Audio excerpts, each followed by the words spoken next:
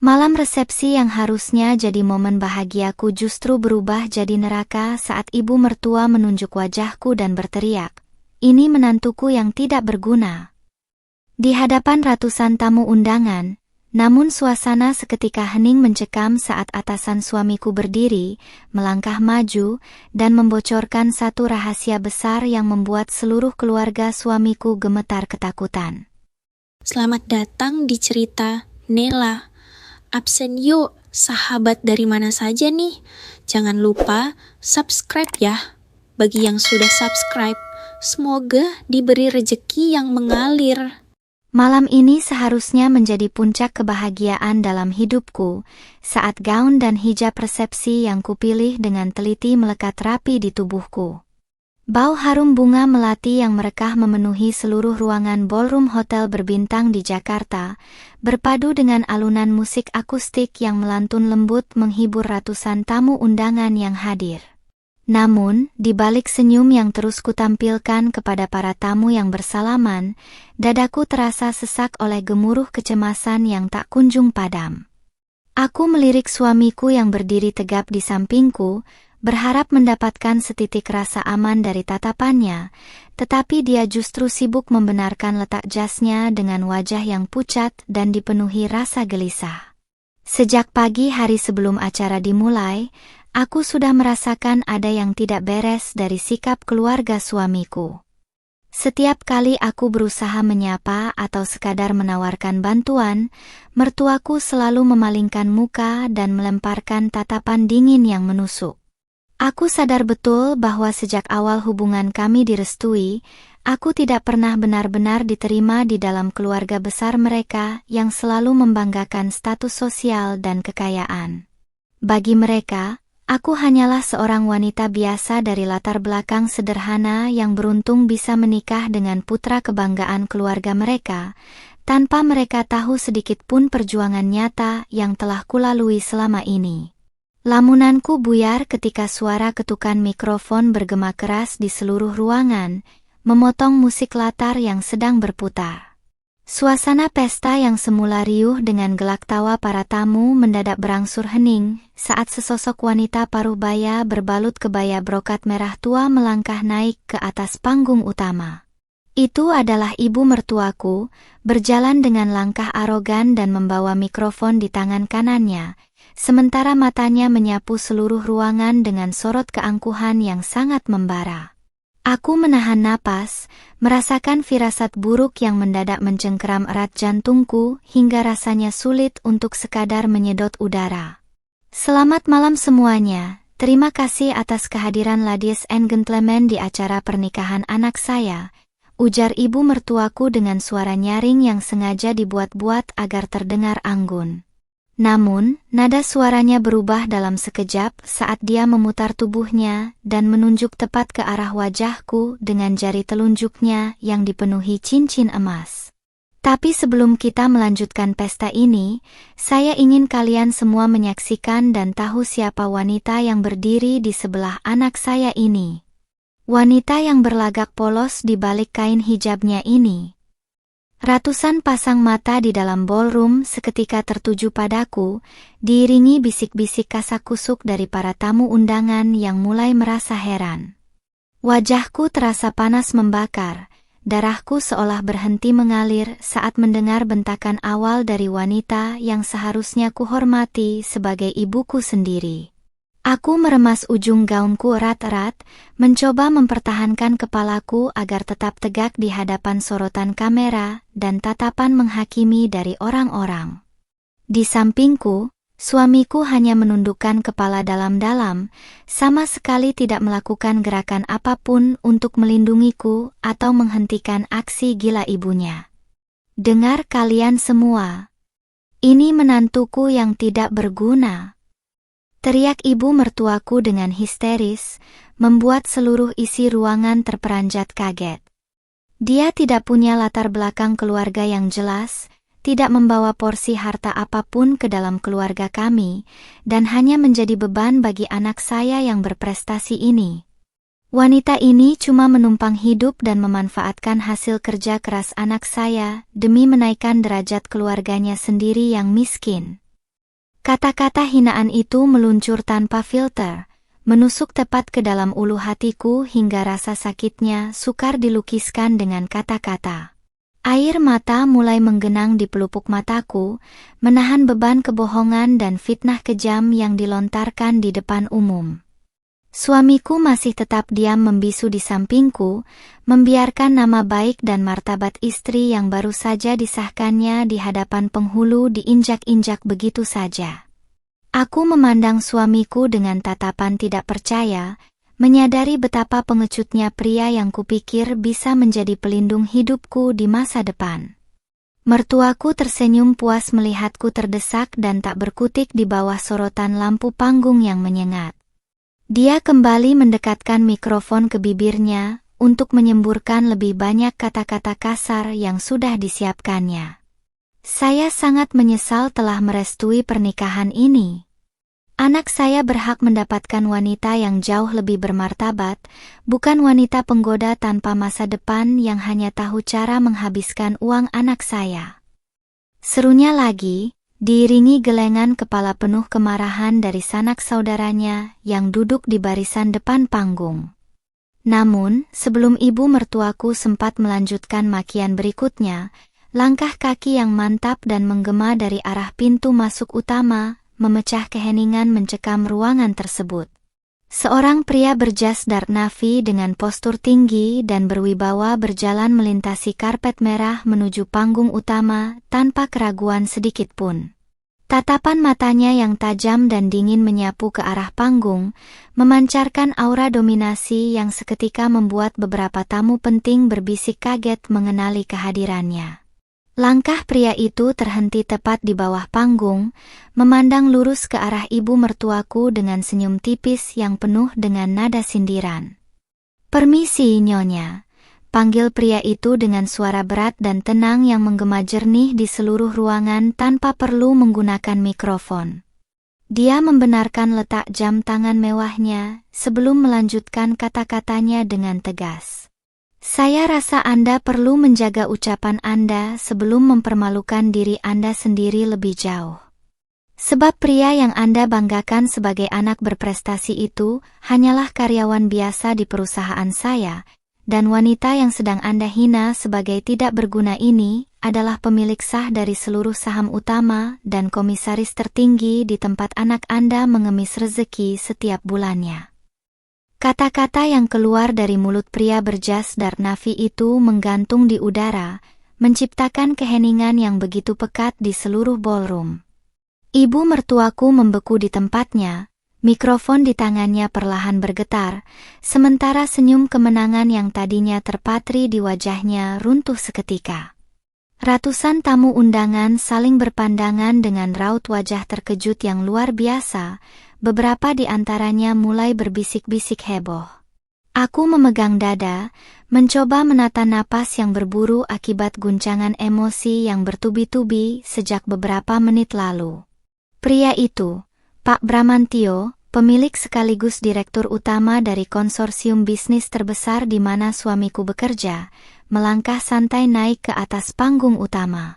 Setiap pijakan langkah sepatu kulitnya yang mengkilap seolah mengikis habis harga diri keluarga mertuaku yang selama ini dibangun di atas kebohongan. Ibu mertuaku mundur satu langkah dengan wajah pucat pasi, tak lagi menyisakan keangkuhan yang beberapa saat lalu meluap-luap.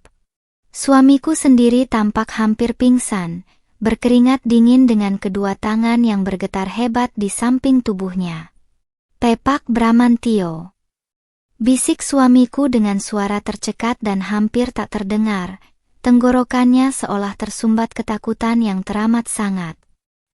"Kenapa? Kenapa Bapak bisa ada di sini dan bicara seperti itu?" Laki-laki yang baru beberapa jam lalu mengucapkan janji suci padaku itu kini tampak begitu kecil dan tak berdaya di hadapan atasan langsungnya. Hilang sudah sosok percaya diri yang selalu dibanggakan ibunya. Pak Bramantio tidak langsung menjawab pertanyaan suamiku, melainkan menatapnya dengan pandangan dingin yang penuh dengan penghinaan. Dia memalingkan wajahnya ke arah ibu mertuaku yang masih terpaku memegang mikrofon dengan jemari yang bergetar. Apakah Anda tidak tahu, Nyonya? Perusahaan tempat anak Anda bekerja selama 4 tahun terakhir ini berdiri dan berkembang pesat berkat suntikan dana-dana investasi tunggal, serta kepemilikan saham mayoritas dari wanita di sebelah anak Anda ini, ucap Pak Bramantio dengan suara lantang yang mantap. Tidak mungkin. Ini pasti salah. Jerit ibu mertuaku panik, berusaha membantah fakta brutal yang baru saja menghantamnya tepat di wajah. Wanita ini cuma anak yatim piatu miskin dari desa. Dia tidak punya apa-apa. Anak saya yang membiayai kehidupannya selama mereka pacaran. Jangan bercanda, Pak. Teriakannya terdengar sumbang dan putus asa, sebuah upaya terakhir untuk mempertahankan harga dirinya yang hancur berkeping-keping. Pak Bramantio terkekeh sinis, sebuah tawa ringkas yang semakin memperjelas dominasinya di atas panggung itu. Dia merogoh saku dalam jas mewahnya dan mengeluarkan sebuah dokumen tipis berlogo resmi perusahaan holding investment terkemuka, lalu melemparkannya ke meja kecil di samping panggung. Dokumen audit legalitas dan kepemilikan saham ini tidak pernah berbohong, Nyonya. Istri anak Anda adalah putri tunggal dari almarhum pendiri utama holding kami yang memegang 70% aset perusahaan secara mutlak sejak 5 tahun lalu. Kalimat itu bagaikan petir yang menyambar di siang bolong, menghantam tepat di jantung seluruh keluarga besar suamiku. Ibu mertuaku terhuyung ke belakang, hampir saja terjatuh jika tidak ditangkap oleh kerabatnya yang juga berdiri mematung dengan wajah memerah tahan malu. Para tamu undangan mulai bersorak pelan dan berbisik makin riuh, mengarahkan pandangan mereka padaku dengan tatapan takjub dan penuh rasa hormat yang mendadak. Aku hanya berdiri diam, mengusap setetes air mata yang sempat lolos di pipiku, mempertahankan ketenangan di balik pashmina yang kukenakan. Selama ini aku memilih untuk menyembunyikan identitas dan kekayaanku demi melihat tulusnya cinta suamiku, apakah dia mencintaiku karena diriku atau karena harta yang kumiliki. Aku rela tinggal di rumah kontrakan sederhana, berpakaian bersahaja tanpa barang bermerek, dan menerima segala macam cibiran dari keluarga suamiku demi menjaga kerendahan hati. Namun, malam ini, di saat mereka dengan kejam menginjak-injak martabatku di depan ratusan pasang mata, topeng kesederhanaan itu terpaksa harus tertanggal. Suamiku melangkah mendekatiku dengan wajah yang memelas penuh rasa bersalah, matanya menyiratkan kepanikan mendalam. Dedania, kenapa kamu tidak pernah cerita sama aku? Kenapa kamu sembunyikan semua ini dari aku dan ibu? Tanyanya dengan nada bergetar, mencoba meraih tanganku. Namun dengan tegas, aku menarik tanganku menjauh darinya, menolak disentuh oleh pria yang baru saja membiarkan ibunya membantai karakterku tanpa pembelaan sedikit pun. Aku mengambil mikrofon yang hampir jatuh dari genggaman ibu mertuaku, memegang alat pengeras suara itu dengan jemari yang kokoh dan mantap. Aku menatap lurus ke arah ratusan tamu undangan, lalu mengalihkan pandanganku pada ibu mertuaku yang kini gemetar ketakutan di hadapanku. Ibu bilang saya menantu tidak berguna yang menumpang hidup pada anak ibu. Tanyaku dengan suara tenang namun bergetar oleh ketegasan. Mulai detik ini, mari kita lihat siapa yang sebenarnya menumpang hidup pada siapa. Ruangan ballroom kembali hening seketika saat suaraku menggema melalui pengeras suara. Tatapanku terkunci pada wajah ibu mertuaku yang kini benar-benar pucat pasi tanpa tersisa sedikit pun warna merah di pipinya. Wanita paruh baya yang beberapa menit lalu berteriak memaki dengan begitu lantang itu kini tertunduk layu, seolah seluruh tenaga dan harga dirinya telah disedot habis. Aku menarik napas panjang, menetralkan gemuruh emosi yang sempat menguasai dadaku, lalu kembali melanjutkan kalimatku dengan tenang dan penuh penekanan. Selama 2 tahun kita saling mengenal dan akhirnya menikah hari ini, saya tidak pernah sekalipun memamerkan apa yang saya miliki, ucapku perlahan, membiarkan setiap kata meresap ke dalam benak semua orang yang mendengarkan. Saya bersedia tinggal di kontrakan sempit, membiarkan ibu membanding-bandingkan saya dengan wanita lain, dan menerima setiap kata-kata kasar yang ibu lontarkan setiap kali saya berkunjung ke rumah ibu. Saya melakukan semua itu bukan karena saya lemah atau miskin, melainkan karena saya ingin melihat sejauh mana ketulusan keluarga ini menerima saya sebagai seorang manusia. Ibu mertuaku mencoba membuka mulutnya untuk membela diri, namun tidak ada satu patah kata pun yang sanggup keluar dari tenggorokannya. Suamiku, Rian, kini berlutut di samping panggung tanpa peduli lagi pada ratusan mata tamu undangan yang menyaksikan kehancurannya. Wajahnya bersimbah keringat dingin, matanya berkaca-kaca menatapku penuh permohonan. Keangkuhan yang selama ini menyelimuti keluarga mereka hancur berkeping-keping di atas panggung pernikahan ini dalam hitungan menit saja. "Dania, tolong, Dania, maafkan Mas," bisik Rian dengan suara parau yang bergetar hebat. "Mas tidak tahu? Mas benar-benar tidak tahu kalau kamu adalah pemilik perusahaan tempat Mas bekerja. Mas mohon, jangan lakukan ini di depan semua tamu, Dania. Kita bisa bicarakan ini baik-baik di rumah." Suara permohonannya terdengar begitu menyedihkan, namun tak sedikit pun menyentuh hatiku yang sudah telanjur dingin akibat sikap diamnya saat ibunya menghinaku tadi. "Bicarakan baik-baik di rumah?" tanyaku dengan senyum tipis yang syarat akan rasa kekecewaan mendalam. "Di mana dirimu saat ibumu menunjuk wajahku dan berteriak bahwa aku adalah wanita penggoda yang tidak berguna? Kamu hanya berdiri mematung, Rian. Kamu membiarkan martabat istri yang baru saja kamu nikahi diinjak-injak di hadapan umum, tanpa sedikit pun ada niat untuk membela. Jika kamu tidak bisa menjadi pelindung bagiku di saat seperti ini, untuk apa kamu berdiri di sampingku sebagai seorang suami?" Pak Bramantio, yang berdiri di sampingku, menyilangkan kedua tangannya di dada dengan tatapan dingin mengintimidasi ke arah Rian. Beliau kemudian mengambil alih perhatian dengan berdeham pelan. "Perlu saya tambahkan satu hal lagi untuk keluarga yang terhormat ini," ujar Pak Bramantio dengan nada suara tajam. "Jabatan manajer yang diduduki oleh saudara Rian saat ini bukanlah semata-mata karena prestasi kerjanya yang luar biasa seperti yang Anda banggakan tadi, Nyonya. Jabatan itu diberikan atas instruksi khusus dari Nona Dania sebagai pemegang saham utama untuk menguji tanggung jawab calon suaminya." Bisikan heboh kembali meledak di antara para tamu undangan yang memenuhi ruangan. Beberapa rekan kerja Rian yang hadir di acara tersebut tampak saling bersikut dan menggelengkan kepala tidak percaya. Ibu mertuaku terhuyung mundur hingga harus ditopang oleh kerabatnya yang kini ikut menundukkan kepala tahan malu.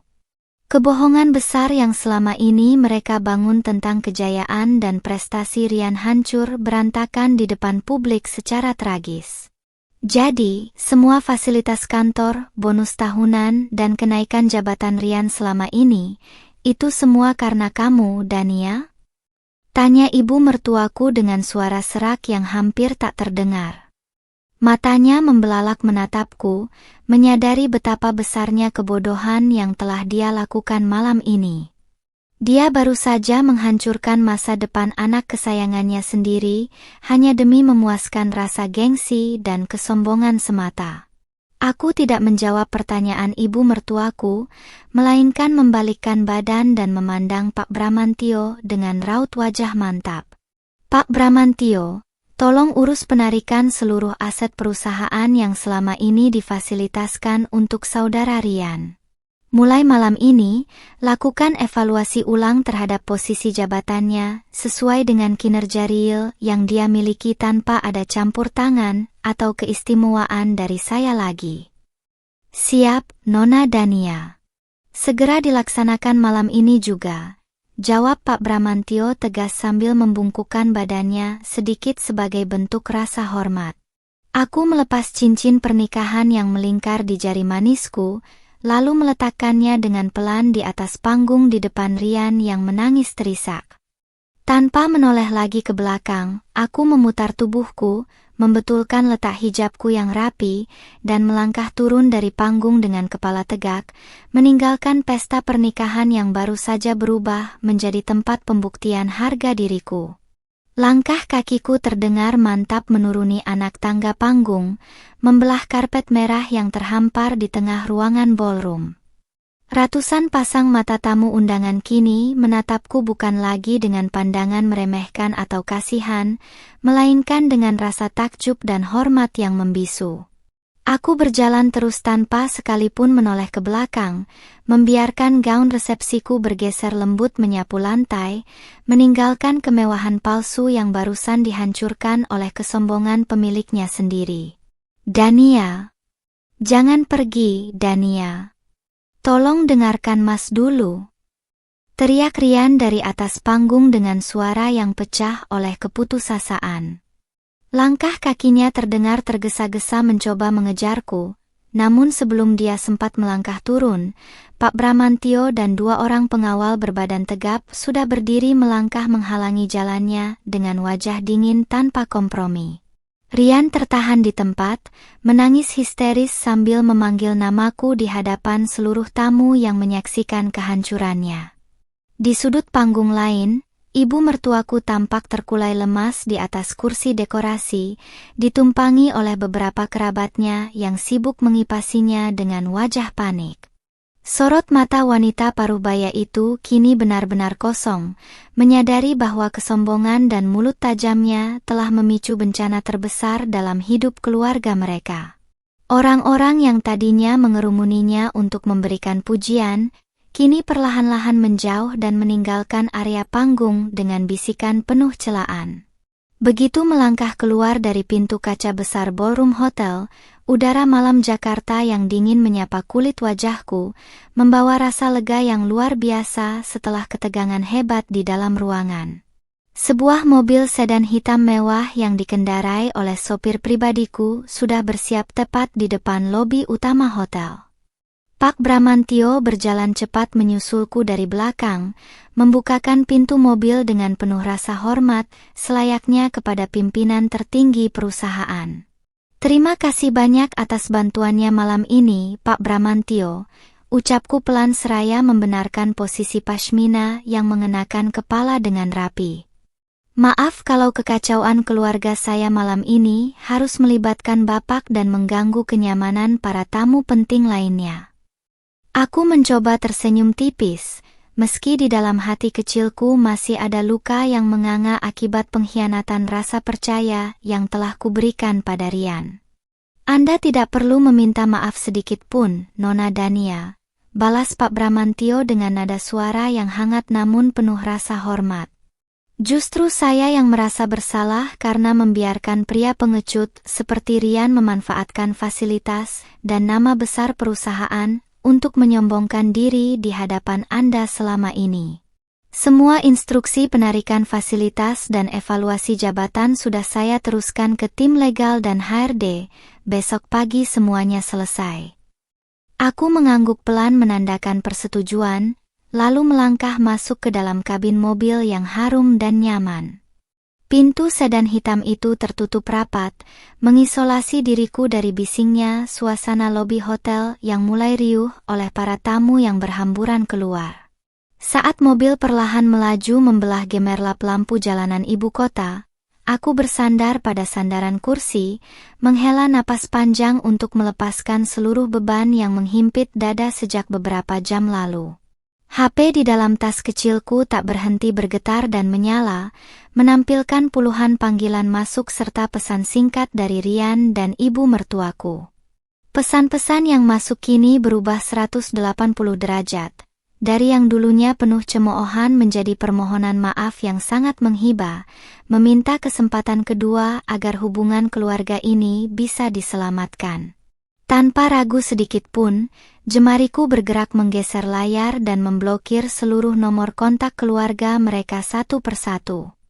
Aku mengalihkan pandanganku keluar jendela mobil, menatap bayangan diriku di kaca yang berpantulkan cahaya lampu kota. Di balik balutan busana yang anggun dan santun ini, aku menyadari bahwa keputusanku untuk menyembunyikan identitas selama ini bukanlah sebuah kesalahan, melainkan sebuah ujian yang berhasil menyaring siapa yang tulus dan siapa yang bertopeng. Aku memang kehilangan seorang suami malam ini, tetapi aku berhasil menyelamatkan harga diri dan kehormatanku sebagai seorang wanita. Mobil terus melaju menembus keheningan malam menuju kompleks perumahan elit di kawasan selatan, tempat hunian pribadiku yang sebenarnya yang tak pernah diketahui oleh Rian maupun ibunya. Aku mengepalkan tangan dengan mantap di atas pangkuanku, berjanji pada diriku sendiri bahwa esok hari adalah awal dari lembaran baru. Tidak akan ada lagi Dania yang serba mengalah dan diam saat diinjak-injak, karena permainan baru saja dimulai dan aku yang memegang kendali sepenuhnya. Mobil sedan hitam yang kukendarai akhirnya berhenti dengan mulus di depan gerbang besi tempa yang menjulang tinggi di kawasan perumahan elit Jakarta Selatan.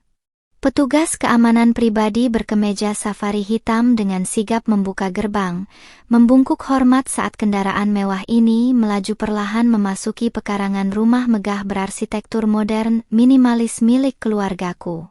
Suasana di sini sangat tenang, bertolak belakang dengan kekacauan luar biasa yang baru saja kutinggalkan di ballroom hotel beberapa jam lalu. Ketika melangkah masuk ke dalam ruang tamu yang luas dan megah, aku menatap sekeliling ruangan yang penuh dengan foto-foto kenangan bersama almarhum ayahku, sosok pendiri bisnis yang mengajarkanku arti kerendahan hati dan keteguhan sikap. Aku melangkah menuju kamar utama, melepas alas kaki berhak tinggi, dan melepaskan kain hijab pashmina yang sejak sore tadi membalut kepalaku dengan rapi. Saat berdiri di hadapan cermin besar berdinding kaca, aku menatap pantulan diriku yang tampak begitu tegar meski keletihan mental yang amat sangat terlihat jelas dari sorot mataku. Bayangan masa lalu ketika Rian pertama kali menyatakan cintanya di sebuah kafe kecil 2 tahun lalu mendadak terlintas di ingatan, membuat hatiku teriris pedih. Saat itu, dia tampak begitu tulus, sederhana, dan berjanji akan menjagaku dari segala badai kehidupan tanpa memedulikan latar belakangku yang sengaja kututupi rapat-rapat. Sayangnya, seiring berjalannya waktu dan meningkatnya posisi jabatan yang kuberikan secara diam-diam di perusahaan, karakter asli Rian perlahan-lahan mulai terkelupas dan menunjukkan keasliannya. Dia menjadi sosok yang mudah silau oleh kemewahan, selalu menuntut agar dipandang tinggi oleh orang lain, dan yang paling parah adalah sifat penakutnya yang tidak pernah berani membela diriku di depan ibunya sendiri. Setiap kali ibu mertuaku melempar sindiran tajam tentang latar belakang keluargaku yang dianggap miskin, Rian selalu memilih untuk diam atau pura-pura tidak mendengar demi menjaga suasana agar tetap tenang. Aku terlalu lugu karena menganggap sikap diamnya sebagai bentuk kesabaran, padahal itu adalah cerminan pasti dari ketidakberdayaan dan kepengecutannya. Dering telepon rumah yang berada di samping tempat tidur tiba-tiba berdering nyaring, memecah keheningan malam yang sunyi. Aku berjalan mendekat dan melihat nomor asisten pribadiku, Maya, tertera di layar panggil. Setelah aku mengangkatnya, suara Maya terdengar panik namun tetap berusaha profesional menyampaikan laporan terkini mengenai perkembangan situasi pasca kejadian di pesta pernikahan. Ibu mertuaku dan Rian ternyata saat ini sedang ditahan di area lobi hotel oleh pihak keamanan karena tidak sanggup membayar sisa tagihan sewa ballroom dan catering mewah yang mencapai ratusan juta rupiah. Tagihan yang seharusnya ditanggung oleh dana alokasi pribadiku yang telah kubatalkan secara otomatis malam ini. Nona Dania, Pak Rian dan ibunya terus histeris meminta manajemen hotel untuk menghubungi Anda secara langsung, ujar Maya dari seberang telepon dengan nada tegas. Mereka mengaku sebagai keluarga dari pemegang saham utama agar dibebaskan dari tagihan, tetapi pihak hotel menolaknya karena saya sudah memberikan instruksi tegas bahwa seluruh jaminan atas nama Anda telah ditarik sepenuhnya. Apakah Anda ingin saya mengirimkan tim hukum atau membiarkan pihak hotel memproses mereka secara hukum atas dugaan penipuan fasilitas? Maya menunggu keputusanku dengan penuh kedisiplinan sebagai asisten yang telah bertahun-tahun mendampingi keluargaku. Aku menghela napas panjang, memejamkan mata sejenak untuk memantapkan keputusan tegas yang tidak akan pernah kusesali di kemudian hari. Biarkan proses hukum berjalan sesuai aturan yang berlaku di hotel itu, Maya, jawabku dengan suara dingin tanpa ada keraguan sedikit pun. Mereka ingin merasakan bagaimana rasanya dipandang rendah dan tak berdaya di hadapan publik, maka biarkan mereka menikmati konsekuensi dari kesombongan yang mereka ciptakan sendiri malam ini.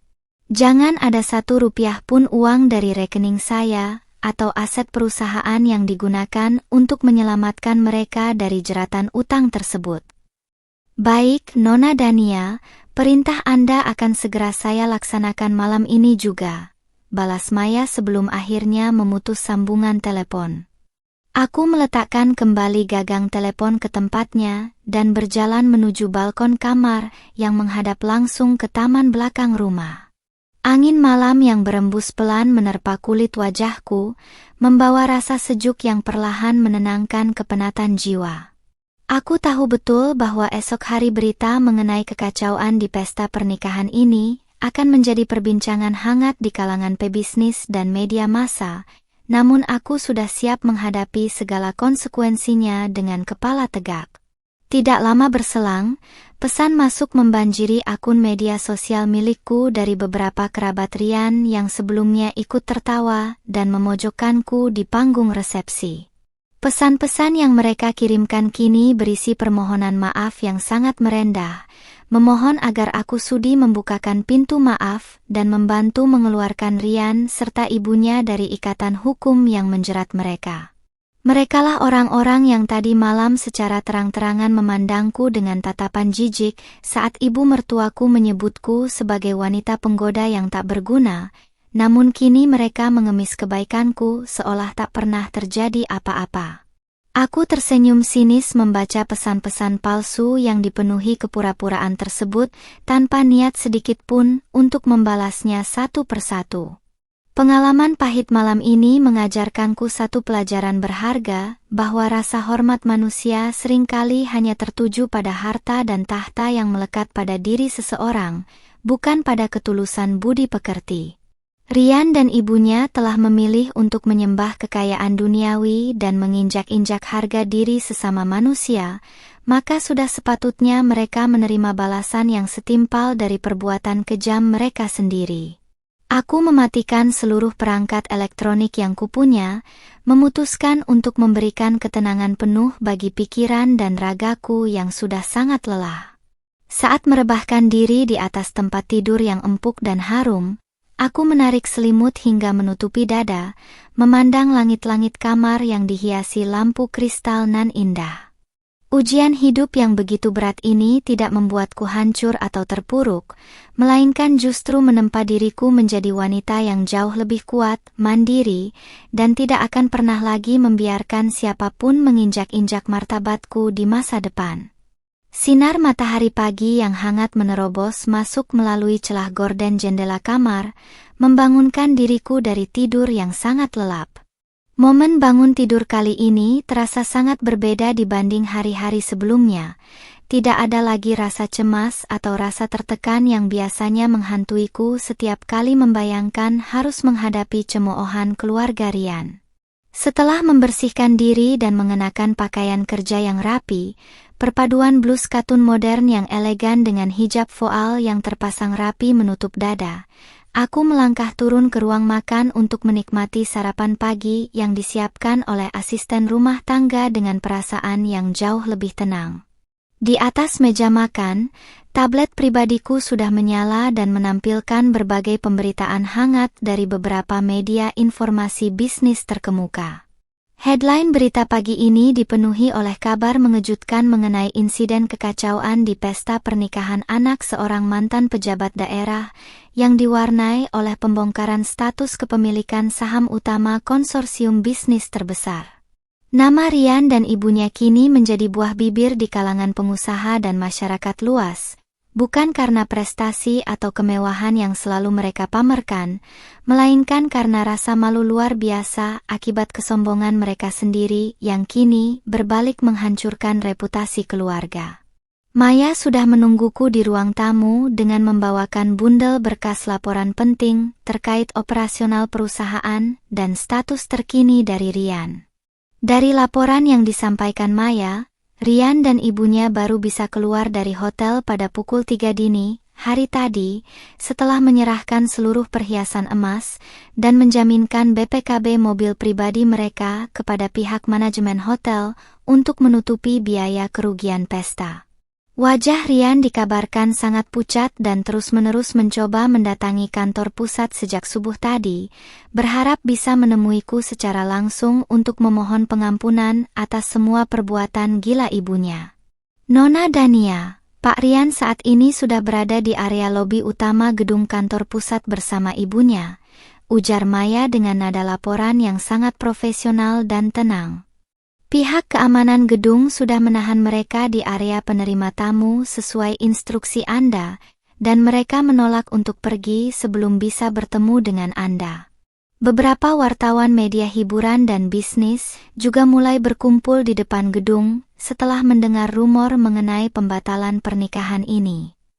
Aku menyesap teh hangatku perlahan, lalu menatap Maya dengan pandangan yang sangat tenang namun menyiratkan ketegasan yang tak tergoyahkan. Biarkan para wartawan mengambil gambar dan meliput keberadaan mereka di lobi, Maya. Hari ini saya akan datang ke kantor pusat seperti biasa untuk memimpin rapat pemegang saham tahunan. Jika Rian atau ibunya mencoba membuat keributan di area umum gedung, minta tim keamanan untuk menyerahkan mereka langsung ke pihak kepolisian atas tuduhan mengganggu ketertiban umum dan tindakan tidak menyenangkan. Tepat pukul 9 pagi, mobil yang menumpangiku tiba di pelataran gedung pencakar langit berlantai 40 yang menjadi kantor pusat perusahaanku. Begitu pintu mobil dibukakan, kilatan lampu kamera dari puluhan wartawan langsung menyambut kehadiranku yang melangkah keluar dengan anggun dan penuh percaya diri. Aku berjalan melintasi pintu kaca utama gedung dengan kepala tegak, dikawal ketat oleh 4 orang petugas keamanan berbadan tegap yang memastikan jalanku tetap aman dari kejaran pertanyaan para awak media. Suasana lobi utama gedung yang luas dan megah mendadak hening begitu seluruh staf dan tamu melihat langkah kakiku yang mantap. Di sudut ruang tunggu lobi, aku melihat Rian dan ibu mertuaku berdiri terpaku dengan pakaian yang sama seperti semalam, tampak sangat kusut, kotor, dan tak terurus. Wajah ibu mertuaku yang biasanya dipenuhi riasan tebal kini terlihat sangat pucat, kusam, dan kuyu dengan mata yang sembab akibat terus menangis menanggung rasa malu yang teramat sangat sepanjang malam. Melihat kehadiranku, Rian langsung berlari menerobos barikade petugas keamanan dengan wajah yang sangat memelas dan mata yang memerah. "Dania, tolong dengarkan Mas Dania. Mas mohon, jangan hancurkan hidup Mas seperti ini," teriak Rian histeris sambil berusaha meraih ujung bajuku, namun tubuhnya langsung ditahan secara sigap oleh 2 petugas keamanan. "Ibu sudah sadar dan menyesal atas semua ucapannya semalam, Dania. Ibu cuma emosi dan tidak tahu kalau kamu adalah pemilik perusahaan ini. Tolong beri Mas kesempatan kedua." Ibu mertuaku pun ikut berlari pincang mendekat, lalu tanpa rasa malu sedikit pun di hadapan puluhan staf kantor dan wartawan, wanita yang tadinya sangat sombong itu langsung bersujud di atas lantai granit lobi di depan kakiku. "Dania, ampuni ibu, nak. Ibu mengaku salah, ibu memang buta dan tidak tahu diri," ratapnya dengan suara terisak-isak yang memenuhi seluruh ruangan lobi. "Jangan pecat Rian dari pekerjaannya, Dania. Hanya Rian satu-satunya harapan dan tulang punggung keluarga kami. Ibu janji tidak akan pernah lagi bersikap kasar atau menghina kamu. Aku berdiri diam di hadapan wanita yang sedang bersujud di kakiku itu, menatapnya tanpa ada rasa iba sedikit pun yang tersisa di dalam hatiku. Aku membetulkan letak posisi hijab pashminaku yang rapi, lalu menundukkan pandanganku sedikit untuk menatap Rian yang terus menangis memohon. Kesempatan kedua hanya berlaku bagi orang yang melakukan kesalahan tanpa sengaja. Rian, ucapku dengan suara tegas dan lantang yang terdengar jelas oleh semua orang di ruangan itu. Bukan untuk orang yang secara sadar menginjak-injak harga diri istrinya sendiri demi memuaskan keangkuhan keluarganya. Kalimat yang keluar dari bibirku membeku di udara, menggema jernih di seluruh penjuru lobi utama gedung perusahaanku yang megah. Ratusan pasang mata, mulai dari para karyawan, jajaran direksi, hingga para wartawan yang mengarahkan lensa kamera dari luar pintu kaca, menyaksikan secara langsung betapa hancurnya harga diri keluarga yang beberapa hari lalu merasa paling berkuasa tersebut. Ibu mertuaku yang masih tersungkur di lantai granit mendongak perlahan, menatapku dengan mata sembab yang dipenuhi rasa tidak percaya atas dinginnya respons yang kuberikan.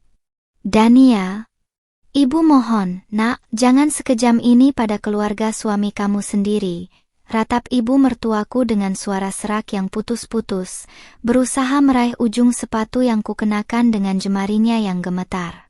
"Bagaimana kata orang nanti kalau tahu kamu menelantarkan suami dan ibu mertuamu sendiri? Apa kata media tentang pemimpin perusahaan yang tidak punya belas kasihan pada keluarganya?"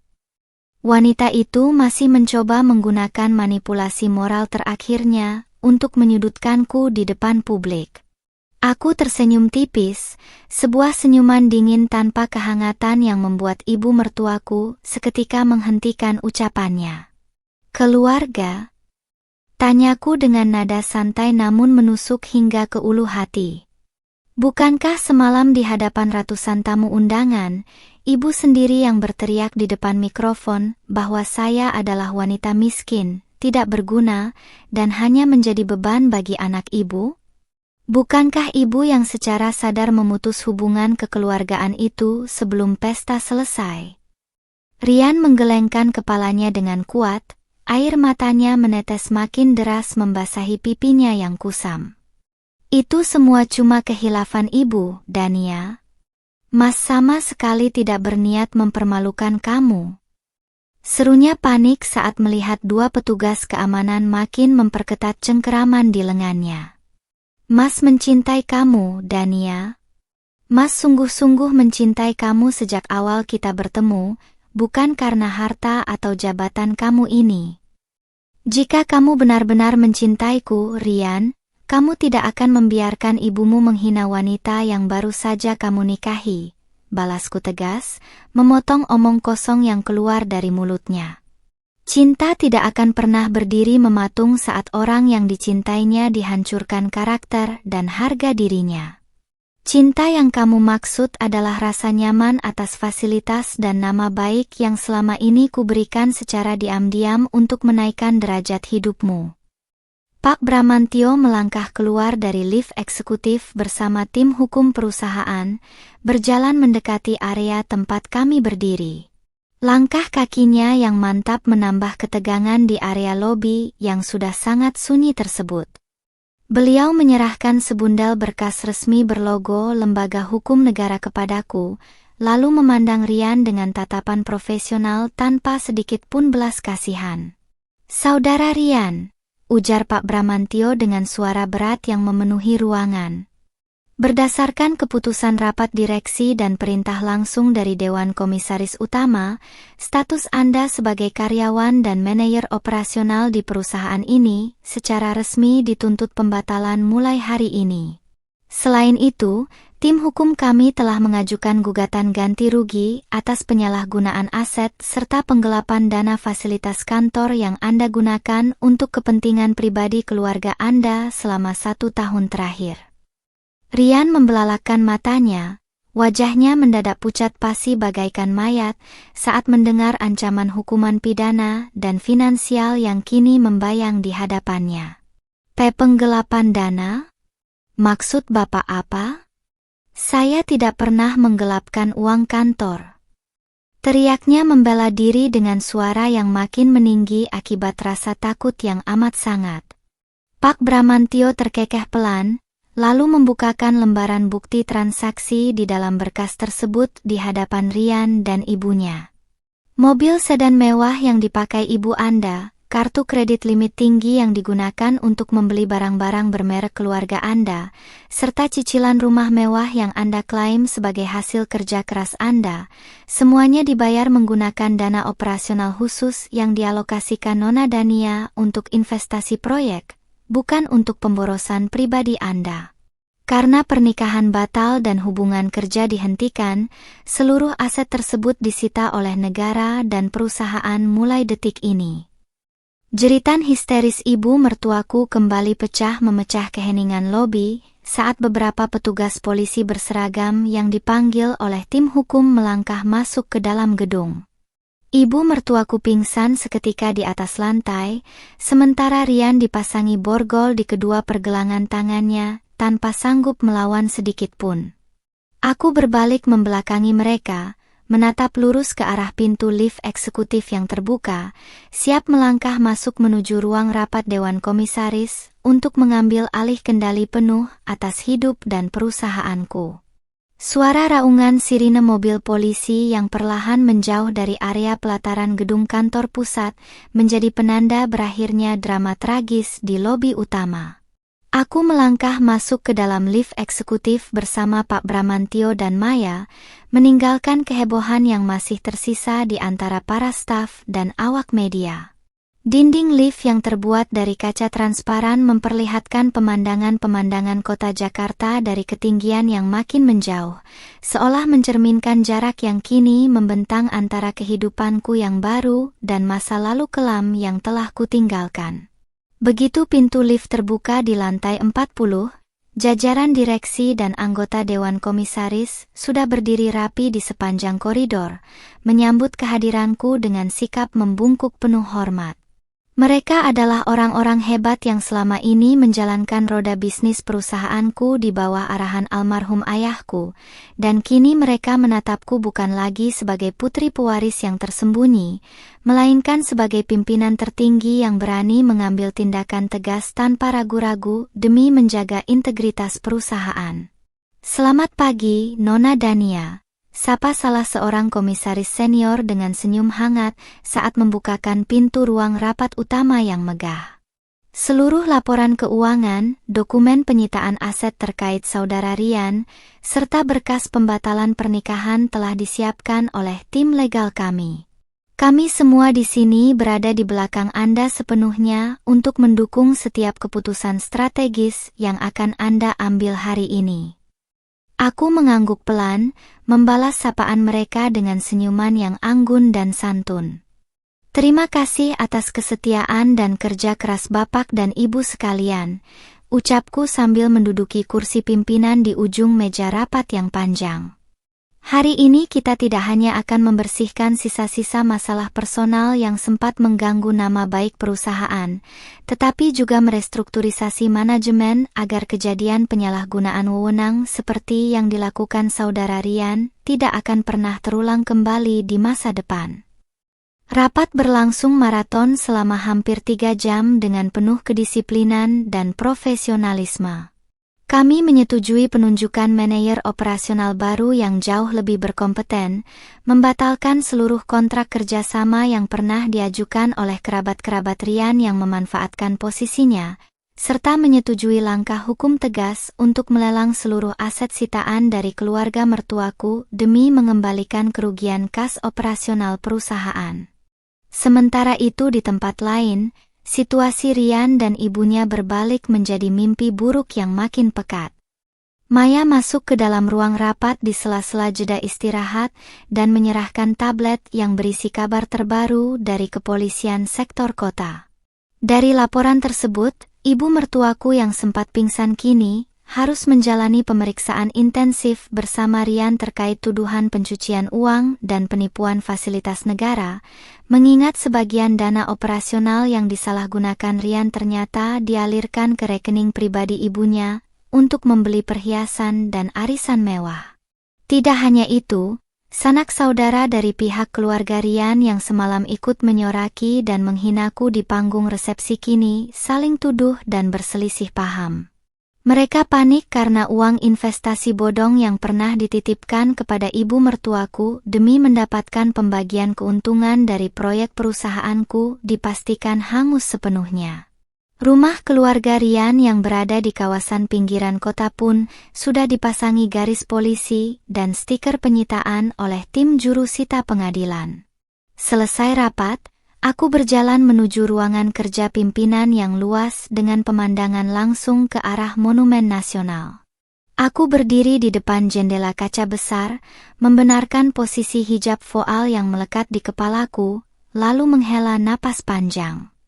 HP pribadiku yang sudah kuganti nomornya kini hanya berisi kontak-kontak penting untuk urusan pekerjaan dan keluarga dekat yang benar-benar bisa dipercaya, memberikan ketenangan jiwa yang belum pernah kurasakan selama 2 tahun belakangan ini. Pak Bramantio mengetuk pintu ruangan pelan sebelum melangkah masuk membawa sebuah map coklat berisi berkas gugatan pembatalan nikah resmi dari Pengadilan Agama. Nona Dania, proses pembatalan pernikahan Anda dengan saudara Rian sudah didaftarkan secara kilat oleh tim hukum. Mengingat pernikahan baru berlangsung hitungan jam dan adanya unsur penipuan identitas serta iktikat buruk dari pihak pria, majelis hakim memprediksi proses hukum ini akan selesai dalam waktu singkat tanpa perlu persidangan yang berbelit-belit. Bagus sekali, Pak Bramantio. Jawabku mantap seraya menandatangani lembaran berkas kuasa tersebut tanpa ada sedikit pun rasa ragu atau penyesalan di jemariku. Biarkan surat pembatalan nikah itu menjadi penutup sempurna untuk babak kehidupan saya yang kelam bersama mereka. Mulai hari ini, nama saya bersih kembali dari ikatan keluarga pengecut itu, dan saya siap memimpin perusahaan ini melangkah menuju kejayaan yang baru. 3 minggu berlalu sejak peristiwa menggemparkan di ballroom hotel dan lobi kantor pusat perusahaanku. Suasana di dalam kehidupan pribadiku kini sudah jauh lebih tenang, berbanding terbalik dengan kondisi Rian dan keluarganya yang semakin terperosok ke dasar jurang kehancuran. Pengadilan Agama secara resmi telah mengabulkan gugatan pembatalan nikah yang kuajukan, menyatakan status pernikahan kami batal demi hukum, karena adanya unsur penipuan serta kejahatan finansial yang dilakukan oleh pihak pria sebelum akad diucapkan. Hari ini, aku sengaja mendatangi kantor Kejaksaan Negeri bersama Pak Bramantio dan tim hukum perusahaan untuk menghadiri penyerahan berkas perkara tahap 2 atas kasus penyalahgunaan dana dan penipuan yang melibatkan Rian serta ibunya. Aku melangkah memasuki koridor gedung kejaksaan dengan setelan busana kerja yang anggun, dibalut hijab syari berwarna dusty rose yang terpasang rapi.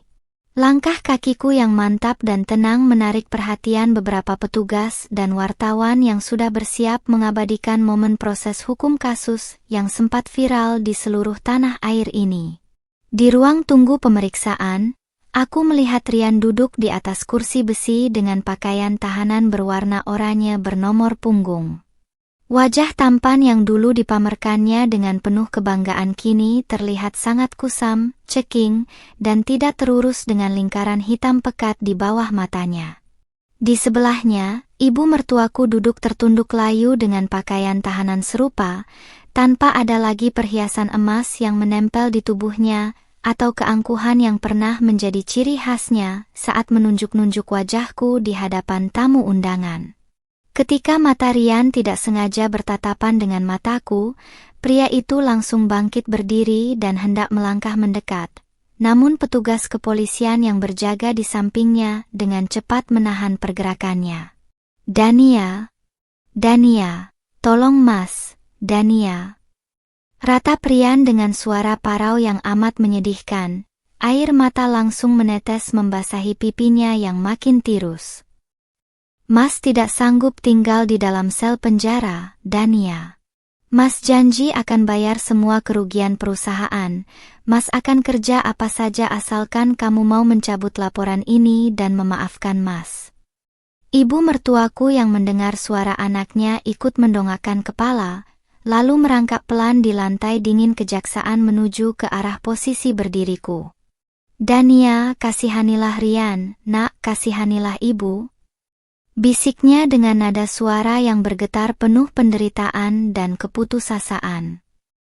Rumah kami sudah disita pengadilan, semua perhiasan ibu habis dilucuti, dan sanak saudara kami semuanya menjauh meninggalkan kami. Kami sekarang benar-benar tidak punya apa-apa lagi, Dania. Tolong beri kami sedikit belas kasihan. Aku menatap dua orang yang pernah berencana menginjak-injak harga diriku itu dari atas dengan pandangan yang sangat tenang tanpa menyisakan dendam maupun iba. Belas kasihan? Tanyaku dengan suara lembut namun terdengar begitu dingin di telinga mereka. Di mana belas kasihan ibu saat berteriak menggunakan mikrofon dan menyebut saya sebagai wanita tidak berguna yang menumpang hidup pada anak ibu? Di mana belas kasihan Rian saat melihat istrinya dipermalukan di depan puluhan kamera dan hanya diam membisu demi menyelamatkan muka keluarganya? Kami hilaf, Dania. Kami buta karena kesombongan kami sendiri.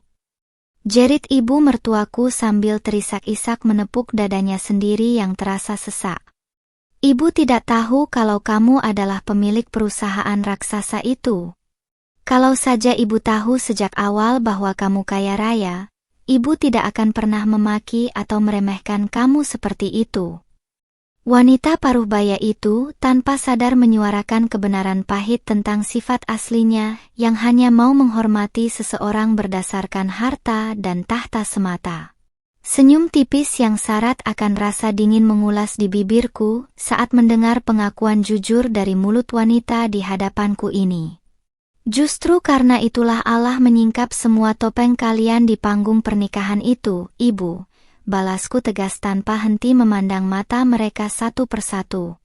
Agar saya tidak terjebak selamanya hidup bersama suami yang pengecut dan keluarga mertua yang matre serta tidak punya hati nurani. Kehancuran yang kalian alami hari ini bukanlah karena kekejaman saya, melainkan buah manis dari benih kesombongan yang kalian tanam sendiri. Pak Bramantio melangkah mendekat dan berdiri memasang badan di sampingku, lalu menyerahkan dokumen penetapan sidang pidana yang akan digelar pekan depan kepada jaksa penuntut umum. Ancaman hukuman untuk saudara Rian adalah minimal 6 tahun penjara atas dakwaan pasal berlapis penipuan dan penggelapan dana perusahaan, sedangkan Ibu Gayatri terancam hukuman 4 tahun penjara atas tuduhan penadahan hasil kejahatan, ujar Pak Bramantio memberi penekanan tegas yang membuat tubuh Rian dan ibunya bergetar hebat ketakutan. Aku memutar tubuhku, membetulkan letak hijabku yang rapi, dan melangkah keluar dari gedung kejaksaan tanpa sedikit pun berniat untuk menoleh ke belakang lagi. Di luar gedung, cahaya matahari siang menyinari langkahku dengan begitu terang, memberikan rasa bebas yang seutuhnya dari bayang-bayang masa lalu yang menyakitkan. Jeritan histeris dan penyesalan Rian serta ibunya yang bergema di dalam gedung kejaksaan menjadi jawaban akhir bahwa keadilan selalu menemukan jalannya bagi mereka yang terzalimi. 3 bulan kemudian, kehidupan yang baru dan jauh lebih bersinar telah benar-benar kupeluk dengan penuh rasa syukur.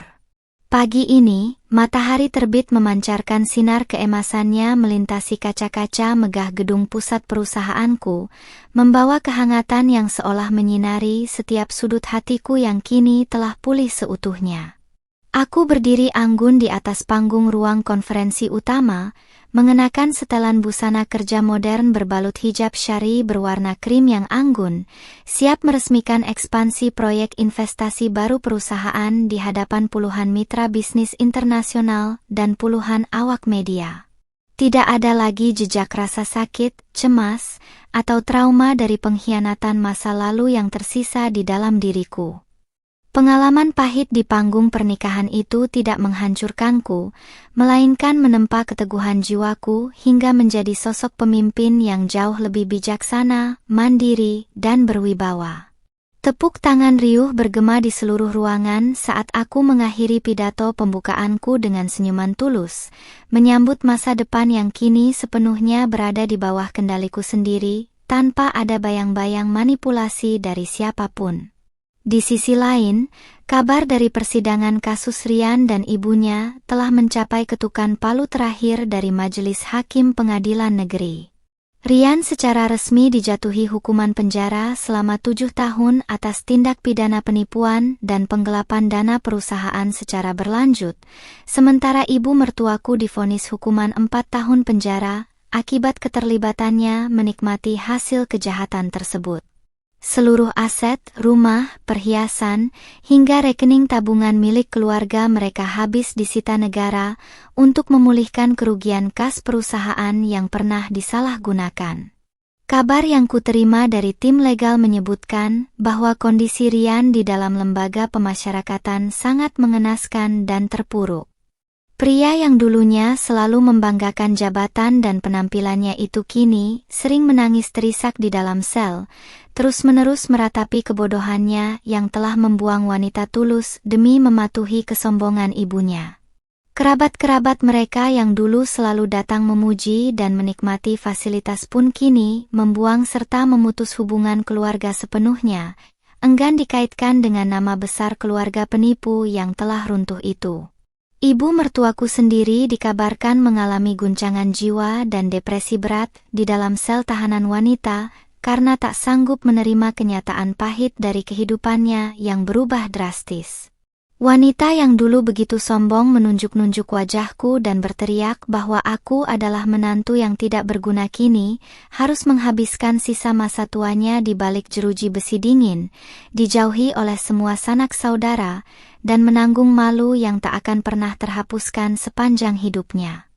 Usai acara konferensi pers, aku berjalan santai menyusuri taman atap Roof Garden, gedung kantor pusat bersama Pak Bramantio dan Maya. Udara segar Jakarta di siang hari berembus pelan, mempermainkan kain hijabku yang terpasang rapi.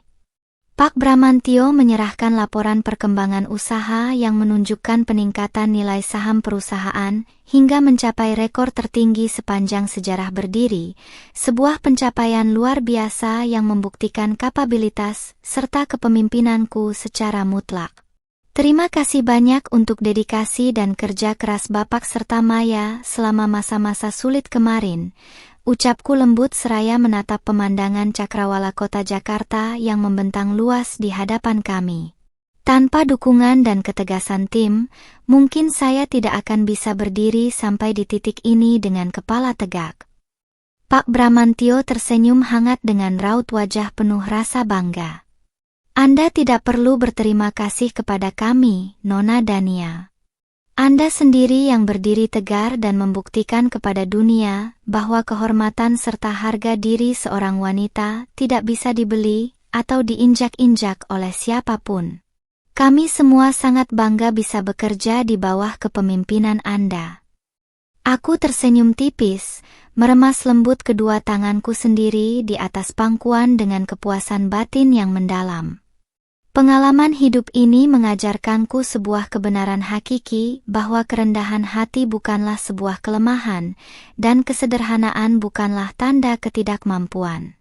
Ketika seseorang memilih untuk merendahkan dan memfitnah kita demi memuaskan keangkuhannya, waktu dan takdir Allah akan selalu menemukan cara terbaik untuk menelanjangi kepalsuan mereka dan mengangkat derajat orang-orang yang sabar serta jujur.